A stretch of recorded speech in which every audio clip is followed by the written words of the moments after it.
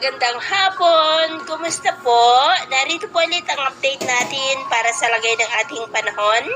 Ngayong hapon po ng November 10, 2023 na kung saan sa ngayon po ay nananatili na walang anumang sama ng panahon. Dito po sa loob ng ating area of responsibility at easterlies pa rin ang hangin na patuloy po na umihip dito sa ating bansa. Pero sa labas po ng ating PR ay patuloy pa rin natin na binabantayan ang banta ng sama ng panahon dito sa ating bansa na consistent nga ang pinapakita dito sa forecast na lalakas ito bilang bagyo habang papalapit sa ating bansa, kaya atin lamang pong babantayan ang development po nito dahil banta ito sa ating bansa lalo na po next week.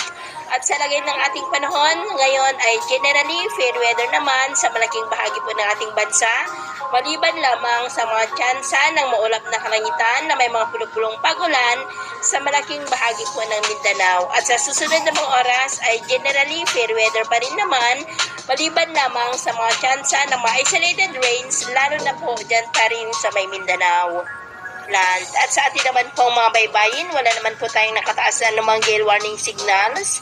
Pero iba yung pag-ingat lamang po kung papalaod tayo para po mas makaiwas sa mga sakunang